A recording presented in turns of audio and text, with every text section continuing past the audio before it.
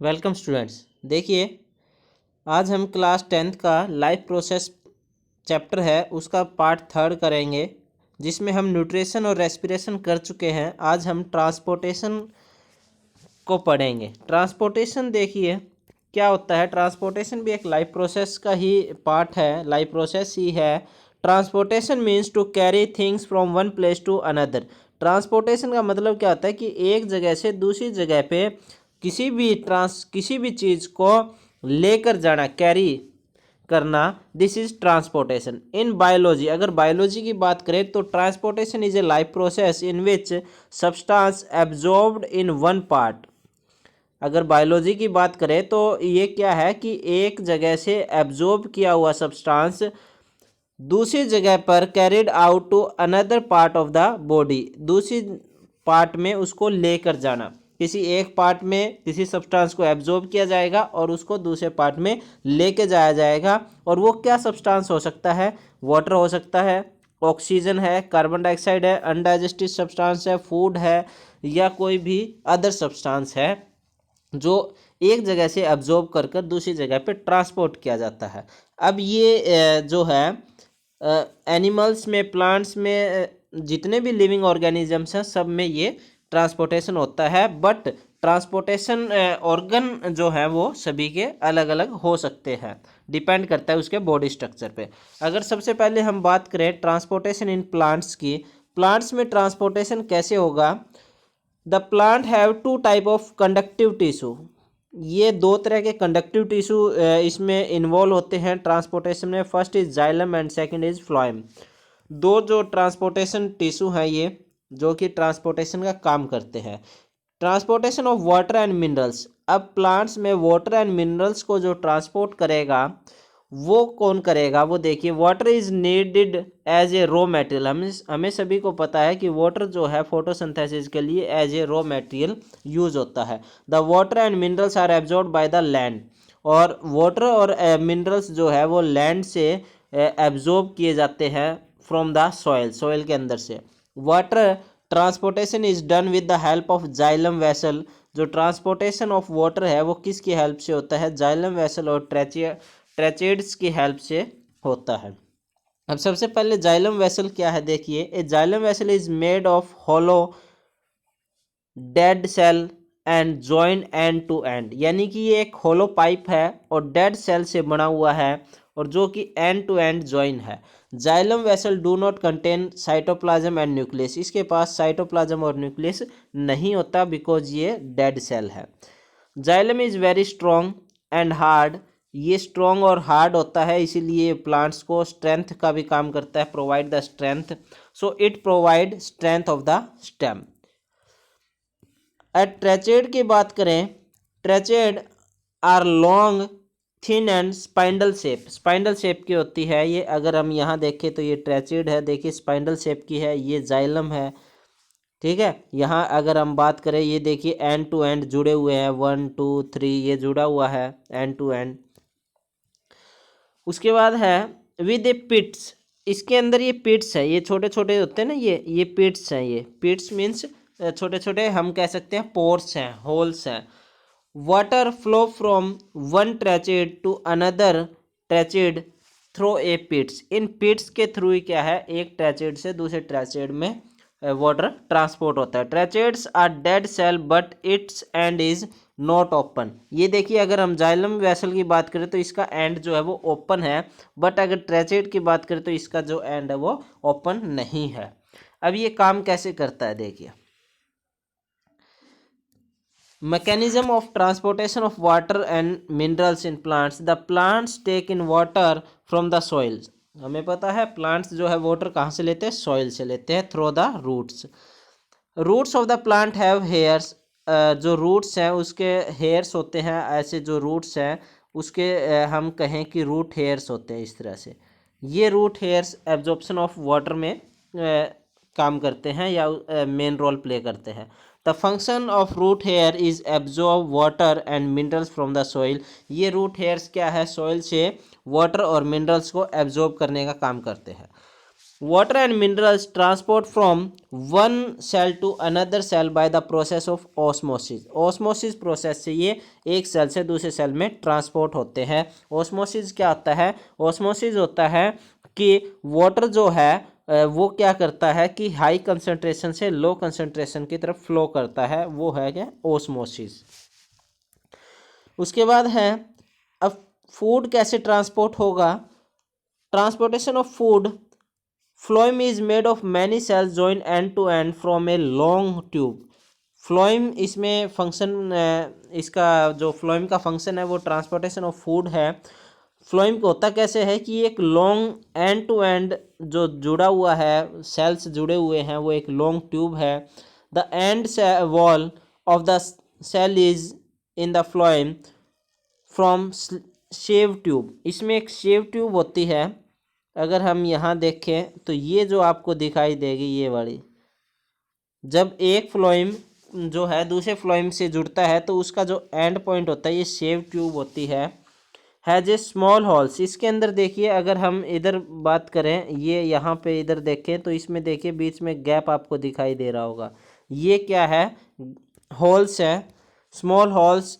These holes in the sieve tube plate allow the food to pass the phloem. ये जो है ये अलो करते हैं फूड को पास करने के लिए। इट इज़ लिविंग सेल, ये लिविंग सेल होता है। Which contain cytoplasm but no nucleus. इसके अंदर साइटोप्लाज्म होता है लेकिन न्यूक्लियस नहीं होता। The companion cell has a nucleus. इसके पास एक कंपेनियन सेल होता है जिसके पास न्यूक्लियस होता है। अगर हम यहाँ पे डायग्राम की बात करें तो ये देखिए, यहाँ पे ये कंपेनियन सेल है, companion cell with dense cytoplasm. इसके पास एक न्यूक्लियस है, ये अगर आप कहें न्यूक्लियस है, ठीक है। ये कैंपेन सेल इसलिए होता है कि ये अदर जो सेल पार्ट है किसका? फ्लोएम का, उसको कंट्रोल करते हैं ये। अब इसका मैकेनिज्म क्या है? उससे पहले एक देखिए हम ट्रांसलोकेशन पढ़ें। ट्रांसलोकेशन क्या होता है? Transport of food in plants through phloem, यानी कि फ्लोएम के थ्रू प्लांट्स में फूड को ट्रांसपोर्ट करना ही क्या कहलाता है? ट्रांसलोकेशन, कि उसको किस लोकेशन पे ट्रांसपोर्ट करना है। मैकेनिज्म क्या है? The movement of the food in the phloem take place by utilising energy. Energy को यूटिलाइज करते हैं, एनर्जी को यूज करते हुए इसमें क्या है? फूड को ट्रांसपोर्ट करते हैं, मूवमेंट करवाते हैं। The food made in leaves, जो फूड है वो लीव्स के अंदर बनता है, इसीलिए लीव्स को हम किचन ऑफ द प्लांट भी कहा जाता है। वहाँ पे फूड बनेगा और loaded into the sieve tube, और वो क्या है फिर शेव ट्यूब में उसको लोड कर दिया जाएगा और फिर फ्लोएम टिश्यू के थ्रू क्या है? उसको डिफरेंट डिफरेंट पार्ट्स में ट्रांसपोर्ट कर दिया जाएगा by using energy from ATP. ATP को यूज़ करते हुए, और फिर उसमें एटीपी उसमें यूज़ होगी। उसके बाद देखिए, अगर हम फ्लोएम और जाइलम के डिफरेंस की बात करें तो xylem is a dead cell and phloem is a living cell. Xylem it movement is unidirectional, ये यूनिडायरेक्शनली काम करता है, क्योंकि प्लांट में क्या है? ये जैसे ये प्लांट है तो रूट से प्लांट में क्या है? सिर्फ अपवर्ड में ही वाटर को ट्रांसपोर्ट किया जाता है, रूट टू अपवर्ड, यानी कि ये यूनिडायरेक्शनल। बट फ्लोएम क्या करता है? बाय डायरेक्शनल काम करता है। बाय डायरेक्शनल मीन्स अगर ये प्लांट है और इसमें यहाँ पे अगर फूड बना है तो ये जो है फूड, ये क्या होगा?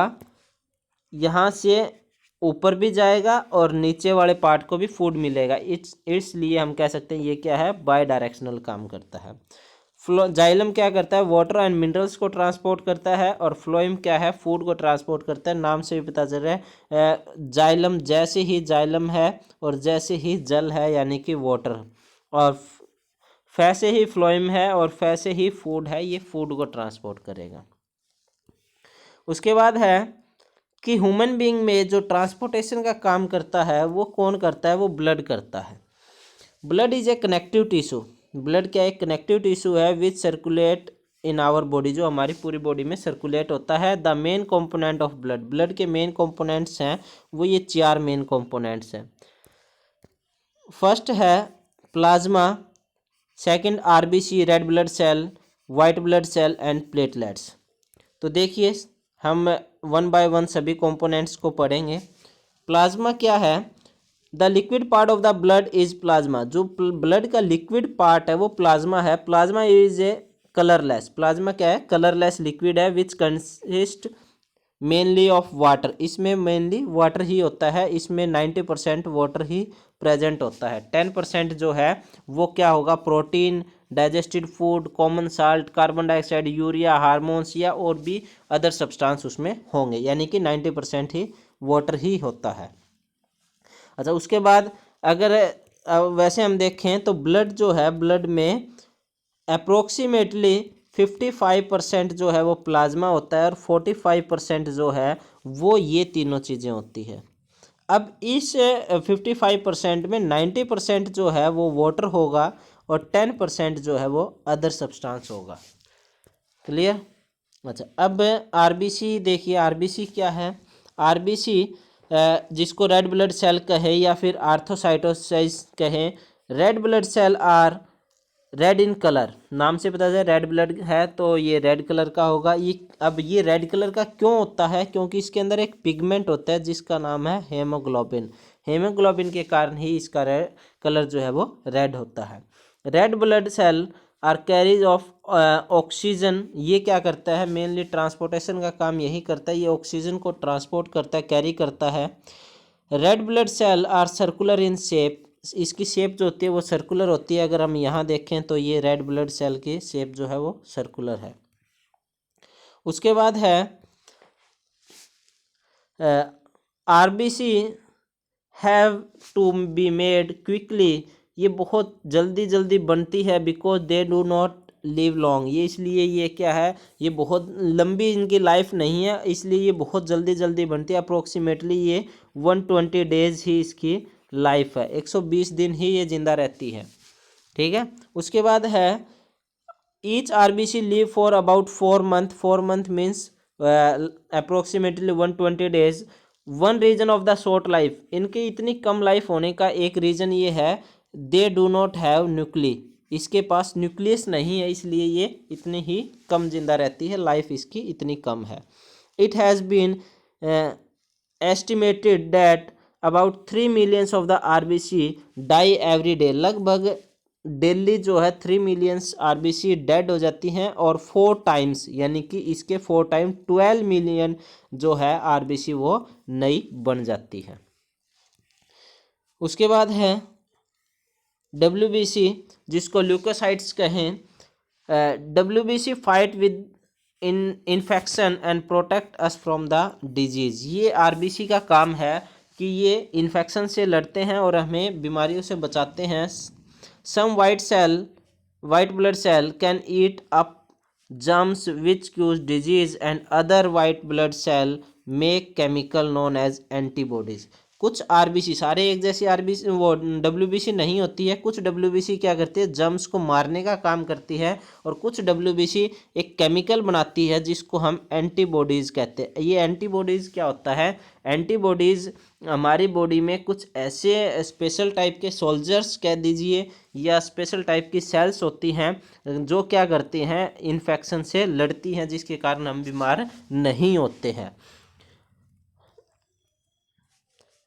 Which blood cells have a nucleus. इसके पास न्यूक्लियस होता है। आरबीसी के पास नहीं था ना, डब्ल्यूबीसी के पास होता है। WBC in the blood are much in smaller. हमारे ब्लड में बहुत ही कम मात्रा में होती है ये डब्ल्यूबीसी, आरबीसी के मुकाबले बहुत कम होती है। WBC cell called the soldier of the body. इनको सोल्जर ऑफ द बॉडी भी कहा जाता है। क्यों कहा जाता है? क्योंकि ये बीमारियों से लड़ने का काम करती है। उसके बाद है प्लेटलेट्स। प्लेटलेट्स क्या है? Platelets are a special cell. ये एक स्पेशल सेल है which help in the formation of blood clot.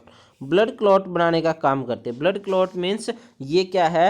रक्त का गत्था बना देती है, या हम कहें एक जगह पे ब्लड सेल्स को जमाने का काम करती है। इन ए कट और वाउंड प्लेटलेट ये क्या करते हैं? जैसे ही कोई चोट लग जाती है तो क्या होगा? वहाँ पे ब्लड फ्लो होगा। ब्लड फ्लो होगा तो ये क्या है? उस कट के सराउंडिंग सेल्स इकट्ठी हो जाएंगी प्लेटलेट्स, और ये क्या करेंगी? धीरे धीरे धीरे धीरे उस ब्लड को ब्लॉक कर देगी, यानी कि वहाँ पे ब्लड को रोक देगी।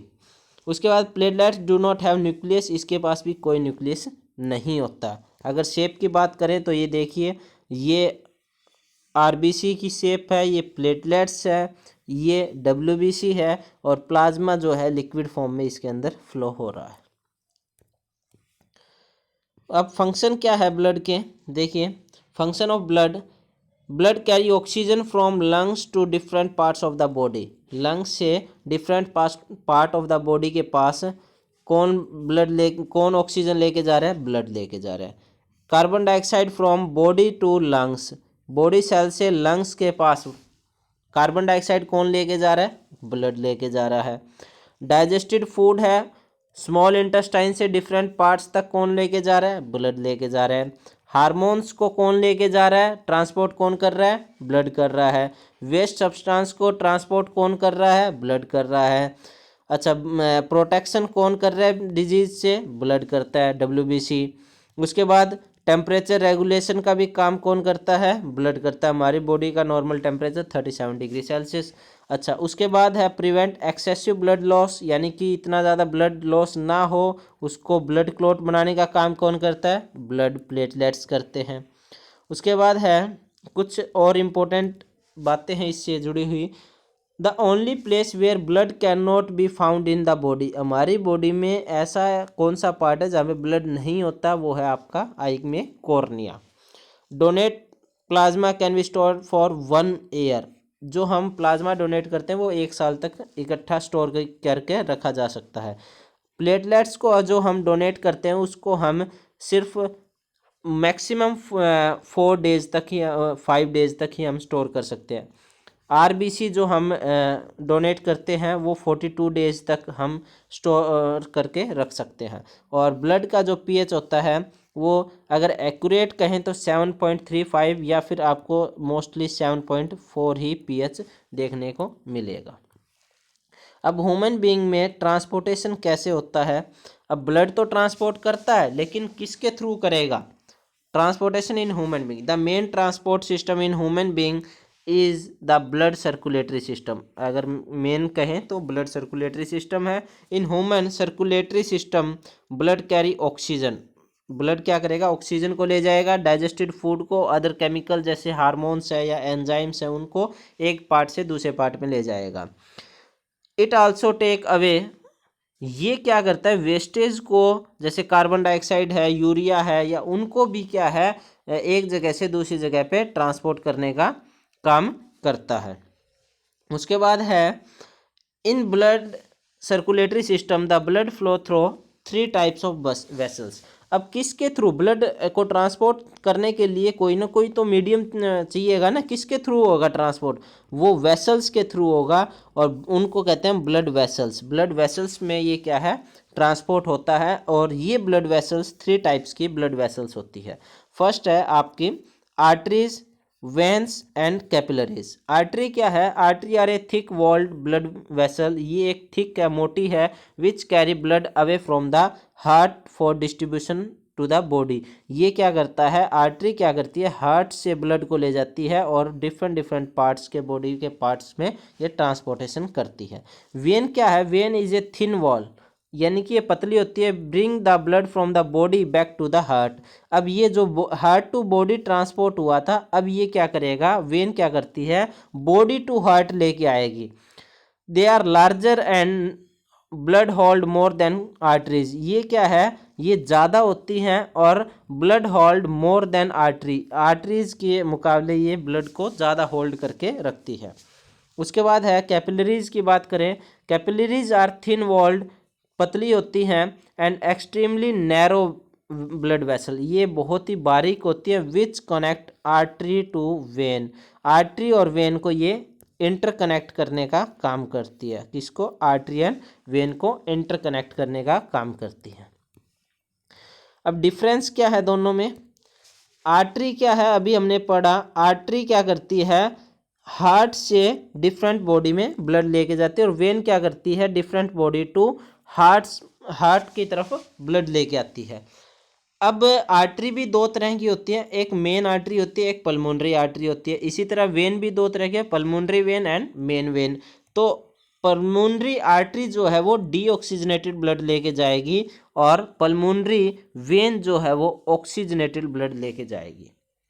उसके बाद अगर हम मेन आर्टरी की बात करें, मेन आर्टरी जो है वो ऑक्सीजनेटेड ब्लड लेके जाएगी और मेन वेन जो है वो डीऑक्सीजनेटेड ब्लड लेके जाएगी, वो डीऑक्सीजनेटेड ब्लड लेके जाएगी। ये आपको ध्यान रखना है। यहाँ पल्मोनरी की बात हुई है, यहाँ पे मैं मेन की बात कर रहा हूँ। उसके बाद आर्टरी थिकर होती है और वेन थिनर होती है, यानी कि ये मोटी होती है आर्टरी और ये पतली होती है। Blood flow under high pressure, अब ये मोटी इसलिए है क्योंकि इसके अंदर हाई प्रेशर में ब्लड फ्लो करता है, और ये पतली इसलिए होती है क्योंकि इसमें प्रेशर जो है वो लो होता है। आई थिंक यहाँ तक क्लियर होगा। उसके बाद ह्यूमन हार्ट देखिए, human heart, the heart is a hollow muscular organ roughly of the size of our चेड फिस्ट, यानी कि क्लीन, ये क्या है, हमारी एक मुट्ठी की तरह है, मुट्ठी के जैसा इसका साइज है और ये एक मस्कुलर हॉलो ऑर्गन है। अगर इसकी साइज़ की बात करें तो 12 सेंटीमीटर इंटू 9 सेंटीमीटर मीन्स, अगर हम लंबाई करें तो 12 सेंटीमीटर और चौड़ाई करें तो 9 centimetre. That continuously pump blood to various part, ये क्या है, वेरियस पार्ट में कंटिन्यू ब्लड को पंप करता रहता है। It's average weight is about 300 gram, इसकी एवरेज वेट जो है 300 ग्राम है मेल में एंड 250 ग्राम है फीमेल में। It is reddish brown in colour. The heart is situated between two lungs के बीच में सिचुएटेड होता है, स्लाइटली लेफ्ट साइड, इसलिए हम कह सकते हैं लेफ्ट साइड का जो लंग होता है वो थोड़ा सा छोटा होता है, वहीं पे ये क्या है, रखा हुआ होता है, हार्ट सिचुएटेड है। It is surrounded by tough, इसके चारों तरफ एक बहुत ही टफ लेयर है जिसको हम पेरिकार्डियम कहेंगे। पेरिकार्डियम लेयर है जो इस एक टफ लेयर है जो इसको प्रोटेक्शन का काम करती है।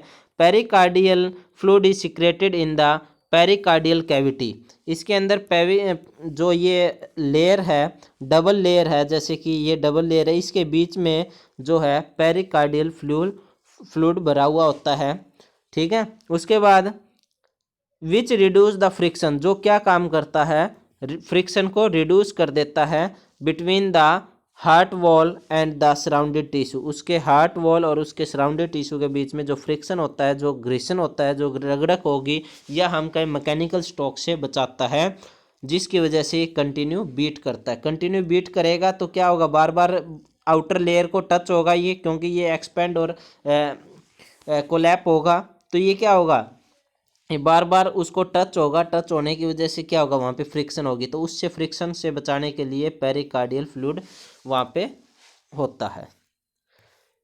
ये देखिए, अगर हार्ट की बात करें तो हार्ट जो है,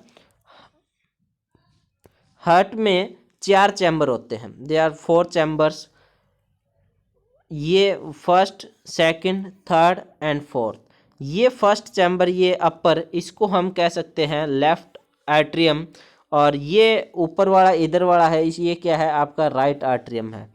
इधर ये नीचे जो पार्ट है ये जो है आपका लेफ्ट वेंट्रिकल है, और ये यहाँ पे जो नीचे वाला पार्ट है ये आपका राइट वेंट्रिकल है। 4 चैम्बर्स हैं, 2 आर्ट्रियम होंगे, 2 वेंट्रिकल होंगे।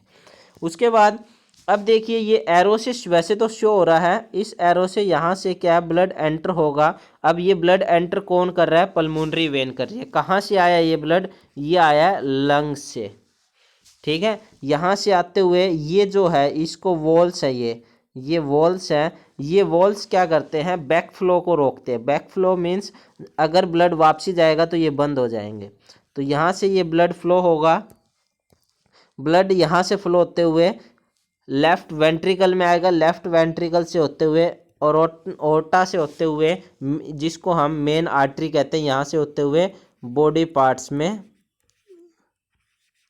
चला जाएगा।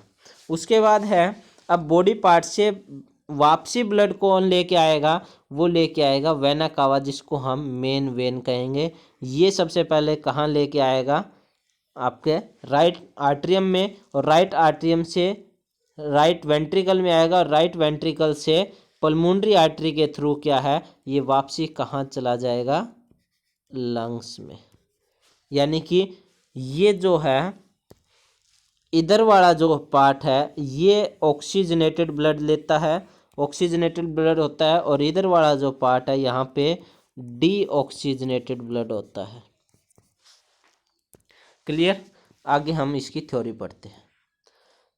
अच्छा, circulatory system, the heart has 4 chambers, अभी मैंने बताया 4 चैम्बर्स हैं, to prevent the oxygen rich blood from mixing with the blood containing carbon dioxide. ये 4 चैम्बर इसीलिए हैं ताकि ऑक्सीजनेटेड ब्लड जो है वो डीऑक्सीजनेटेड ब्लड से, यानी कि ऑक्सीजन वाला ब्लड जो है वो कार्बन डाइऑक्साइड वाला ब्लड से मिक्स ना हो। द अपर 2 चैम्बर्स, ऊपर वाले 2 चैम्बर्स हैं, ये क्या है,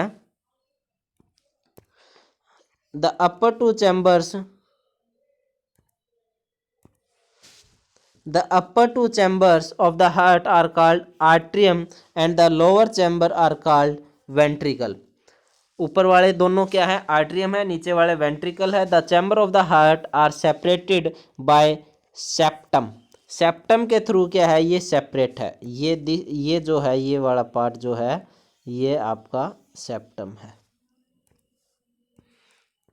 ये वाला पार्ट ये क्या है सेप्टम। ठीक है, उसके बाद all atria and ventricles of the heart contract and relax, ये बार बार कॉन्ट्रैक्ट एंड रिलैक्स होता है, and make the heart behave like pump, ये एक तरह से पंप की तरह काम करता है। Since ventricle have to pump into various organs with high pressure, ventricle जो है वो क्या है पूरे हाई प्रेशर के साथ वेरियस ऑर्गन्स में ये क्या है पंप करता है ब्लड को। दे हैव थिक्ड वॉल, और जिसके कारण इसकी वॉल जो है वो थिक्ड है, क्योंकि इसमें प्रेशर जो है बहुत ज़्यादा हाई होता है। ये वाला पार्ट है ये इसमें हाई प्रेशर होता है, जिसके कारण इसकी वॉल भी थिकर है। उसके बाद arteries have thicker wall, because arteries की वॉल भी थिकर है because blood carry from the heart to all body parts high pressure, और जिसके कारण क्या है ये इसकी बात कर रहे हैं, इसकी वॉल बहुत थिकर होती है। क्योंकि यहाँ पे प्रेशर हाई होता है, क्योंकि डिफरेंट बॉडी पार्ट्स में ये ट्रांसपोर्ट करता है, इस वजह से इसकी वॉल थिकर होती है। यहाँ पे एक ये डायग्राम के थ्रू भी दिखाया गया है कि लंग्स से जो है ऑक्सीजनेटेड ब्लड कौन लेके आया है, पल्मोनरी वेन लेके आया है, और यहाँ से लेफ्ट आर्ट्रियम में, लेफ्ट आर्ट्रियम से लेफ्ट वेंट्रिकल में, लेफ्ट वेंट्रिकल से मेन आर्टरी या फिर ओर्टा जो है ऑक्सीजनेटेड ब्लड जो है वो डिफरेंट बॉडी ऑर्गन्स के पास लेगी। अब यहाँ से डिफरेंट ऑर्गन्स के पास से डीऑक्सीजनेटेड ब्लड कौन, मेन वेन यानी कि वेना कावा कहाँ लेके आया, राइट आर्ट्रियम में, राइट आर्ट्रियम से राइट वेंट्रिकल में, राइट वेंट्रिकल से पल्मोनरी आर्टरी जो है ऑक्सीजनेटेड डीऑक्सीजनेटेड ब्लड लंग्स के पास लेके जाएगी, और यहाँ से कार्बन डाइऑक्साइड को एलिमिनेट कर दिया जाएगा। देखिए अब सर्कुलेशन ऑफ ब्लड कैसे हो रहा है। When the muscles of the 4 chambers of the heart are relax, जब सारे चैम्बर्स जो है रिलैक्स होंगे, the pulmonary vein bring the oxygenated blood, तो पल्मोनरी वेन क्या करेगी ऑक्सीजनेटेड ब्लड लेके आएगी, कहाँ से, लंग्स से, और कहाँ पर लेके आएगी, लेफ्ट आर्ट्रियम में लेके आएगी। When the left atrium contract, अब लेफ्ट आर्ट्रियम क्या है कॉन्ट्रैक्ट हो गया, उसमें ब्लड भर गया है, the oxygenated blood is pushed into the left ventricle, अब वो क्या है लेफ्ट वेंट्रिकल में पुश करेगा। जैसे कि यहाँ से देखिए, अगर हम देखें यहाँ से ऑक्सीजनेटेड ब्लड लेके आया, जब सारे रिलैक्स थे तो ये ऑक्सीजनेटेड ब्लड लेके आया कौन, पल्मोनरी वेन। अब ये कॉन्ट्रैक्ट हो गया, इसमें ऑक्सीजनेटेड ब्लड भर गया है, तो ये क्या करेगी वॉल के थ्रू कहाँ पे ब्लड को भेज देगी, लेफ्ट वेंट्रिकल में भेज देगी। अब लेफ्ट वेंट्रिकल में जाने के बाद क्या होगा, when the left atrium contract the oxygenated blood is pushed into the left ventricle through the wall V1। When the left ventricle contract, अब लेफ्ट वेंट्रिकल भर गया है, अब वो कॉन्ट्रैक्ट होगा, oxygenated blood is forced into the main artery. अब वो ओटा मेन आर्टरी जिसको कहें उसमें फोर्स के साथ ब्लड को, ऑक्सीजनेटेड ब्लड को भेजेगा। The main artery then branched into small arteries. उसके बाद ये मेन आर्टरीज बहुत स्मॉल स्मॉल आर्टरीज में डिवाइड हो जाती है और अलग अलग बॉडी पार्ट्स के पास भेज देती है। जैसे कि यहाँ से क्या, अब ये फोर्स के साथ क्या करेगा, मेन आर्टरी को देगा और उसके बाद ये बहुत सी छोटी छोटी आर्टरीज में बट जाएगी और डिफरेंट डिफरेंट बॉडी ऑर्गन्स के पास ये क्या है, ब्लड को भेजना स्टार्ट कर देगी। उसके बाद है then the capillaries are connected the artery and veins. वे जो कैपिलरीज है उसका काम क्या है, आर्टरी और वेन को कनेक्ट करना। Oxygenated blood gives to the body cells and deoxygenated blood gives by main vein. और अब ये कैपिलरीज क्या करेगी, ऑक्सीजनेटेड ब्लड को तो ले लेंगी, सभी सेल्स में भेज देंगी और डीऑक्सीजनेटेड ब्लड को किसके कहाँ पे भेज देगी, मेन वेन में भेज देगी, यानी कि वेना कावा में भेज देगी। और वो वेना कावा कहाँ लेके जाएगी अब उस ब्लड को, डीऑक्सीजनेटेड ब्लड को राइट आर्ट्रियम में। ठीक है, उसके बाद when the right atrium contract, अब राइट आर्ट्रियम कॉन्ट्रैक्ट हो गया, वो फिल हो गया, तो डीऑक्सीजनेटेड ब्लड क्या किया जाएगा, उसको पुश किया जाएगा कहाँ पर, राइट वेंट्रिकल में, V2 यानी वॉल के थ्रू किया जाएगा। When the right ventricle contract, जब वो कॉन्ट्रैक्ट होगी तो डीऑक्सीजनेटेड ब्लड पुस्ट कर दिया जाएगा कहाँ पर, लंग्स के पास, और किसके थ्रू, पल्मोनरी आर्टरी के थ्रू। इन द लंग्स, अब लंग्स में जाने के बाद क्या होगा, in the lungs deoxygenated blood release it's carbon dioxide and absorb fresh oxygen. अब क्या होगा, ब्लड में से कार्बन डाइऑक्साइड को रिलीज कर लिया जाएगा और उसके बाद उस ब्लड में ऑक्सीजन एब्जॉर्ब कर ली जाएगी। So blood becomes oxygenated again, उसके बाद ब्लड फिर से ऑक्सीजनेटेड हो जाएगा, ये साइकिल चलती रहेगी। अब कुछ और चीज़ें हैं इससे हार्ट से रिलेटेड, वो क्या है देख लेते हैं। फर्स्ट है animal such as mammals. Mammals यानी कि जो ह्यूमन बीइंग है या ऐसे ऑर्गेनिज्म जो मीन्स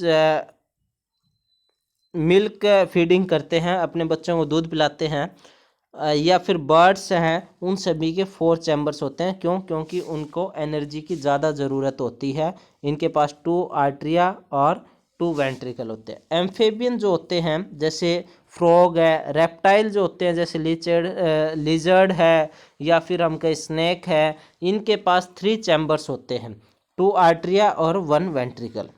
फिश है, उनके पास 2 चैम्बर्स होंगे, 1 आर्टरिया एंड 1 वेंट्रिकल, ये ध्यान रखना। एक क्रोकोडाइल ऐसा है जो रेप्टाइल में आता है, और क्रोकोडाइल क्या है, उसमें क्या है, 4 चैम्बर्स होंगे, ये ध्यान रखना। क्रोकोडाइल एक्सेप्शन केस है। हार्ट बीट क्या होती है, 1 complete contraction and रिलैक्शन of the heart, यानी कि एक बार पूरे हार्ट का भर जाना ब्लड से और एक बार पूरा ब्लड पूरे हार्ट का खाली हो जाना, या हम कहें रिलैक्स हो जाना, ये क्या है, एक हार्ट बीट होती है। और मीन्स और 1 मिनट में अप्रोक्सीमेटली 70 to 72 टाइम्स जो है कॉन्ट्रैक्शन एंड रिलैक्शन होता है। इसलिए हम कह सकते हैं कि ये हार्ट बीट कितनी है, 70 से 72 बार होती है। पल्स क्या है, expansion of N artery each time of blood in is forced into it.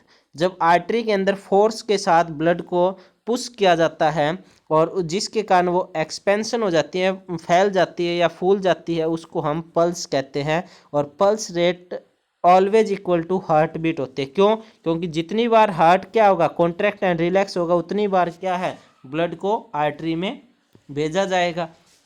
तो ये दोनों क्या होते हैं, सेम ही होते हैं। उसके बाद है ब्लड प्रेशर। ब्लड प्रेशर क्या है, the pressure at which blood is pumped around the body by the heart is called blood pressure. यानी कि जितने प्रेशर से, जितने फोर्स से ब्लड को पंप किया गया है बॉडी में, बॉडी पार्ट्स में, वो ब्लड प्रेशर है। The maximum pressure at which blood leaves the heart through the main artery during contraction phase. यानी कि जो मैक्सिमम प्रेशर कब होता है, जब आर्टरी के अंदर उसको फोर्स किया जाता है, उसको पंप किया जाता है, जब हम कह सकते हैं वो कॉन्ट्रैक्शन पल्स फेस होता है। कॉन्ट्रैक्शन अब भर चुका है, उसको खाली करने की कोशिश की जा रही है।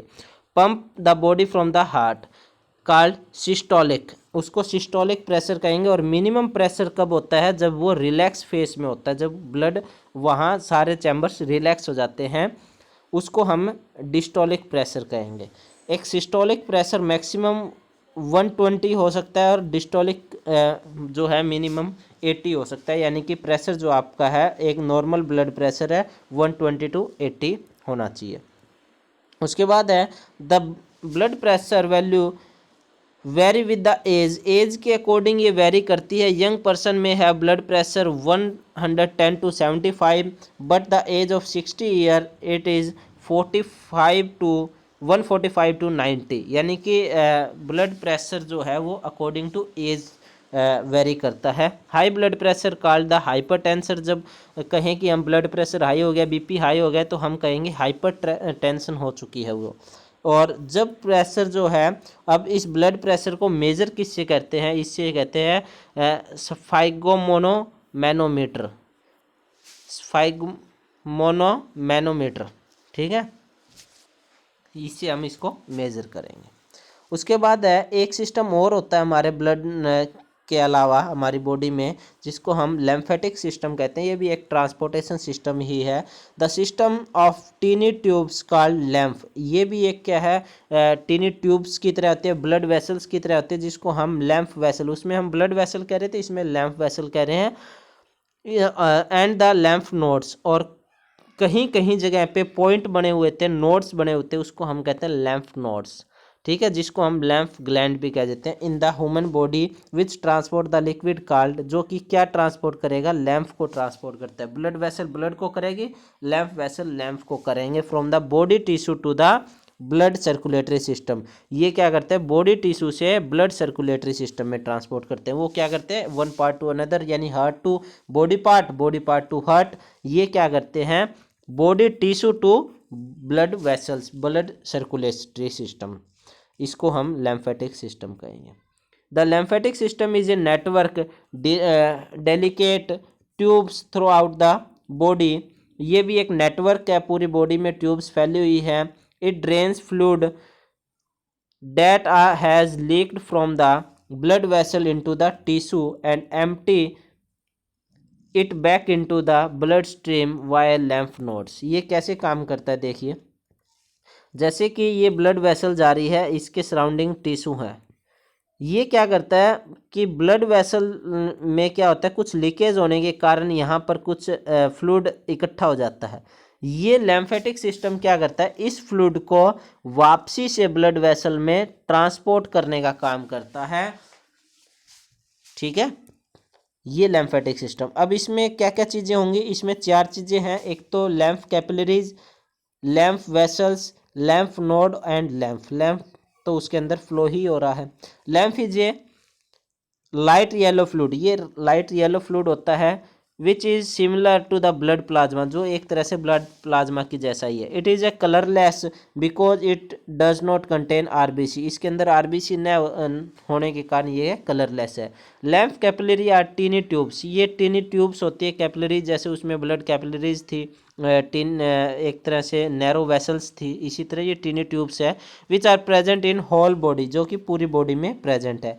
Lymph capillary is joint to a large lymph vessel, lymph capillary आगे जाके किससे जुड़ जाती है? लैम्फ वेसल से जुड़ जाती है। लैम्फ वेसल हैव ए लैम्फ नोड, अब लैम्फ वेसल्स क्या होंगे? जैसे ये लैम्फ वेसल है, इसके जगह जगह पे लैम्फ नोड्स होंगे, जो क्या करेंगे? It does not contain RBC, इनके पास आरबीसी नहीं है। It flow only one direction, इसके लिए ये सिर्फ वन डायरेक्शन में काम करते हैं, सिंगल यूनिडायरेक्शनली है, जो कि कौन सी डायरेक्शन है? Heart tissue to heart, blood tissue to heart. उसके बाद lymph contains a special type of WBC, इसके पास एक स्पेशल टाइप की डब्ल्यूबीसी होती है, जिसको लैम्फोसाइट्स कहते हैं, जिसमें उसे ल्यूकोसाइट था, इसमें लैम्फोसाइट्स है, जो क्या करती है? इन्फेक्शन से फाइट करती है, बीमारियों से लड़ने का काम करती है। It contains protein, digested fat, germs, fragment of dead cells के कुछ फ्रेगमेंट्स होते हैं, कुछ टुकड़े होते हैं, ये इसके अंदर होते हैं।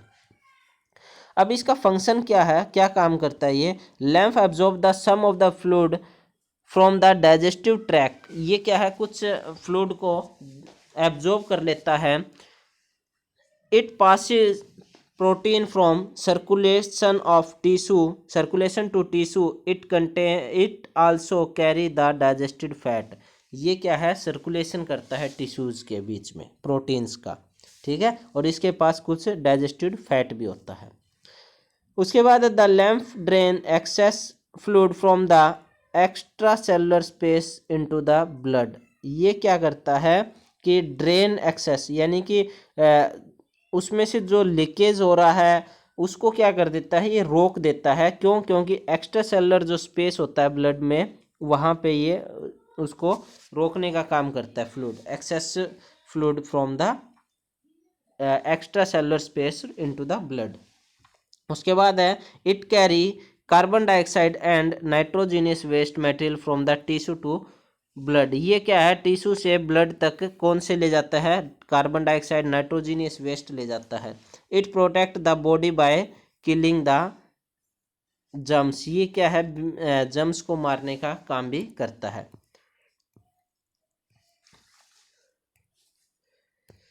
ये आपका सर्कुलेटरी सिस्टम था, या हम कहें ट्रांसपोर्टेशन था। उसके बाद नेक्स्ट एक्सक्रिएटरी सिस्टम हम नेक्स्ट वीडियो में करेंगे। Okay, thank you.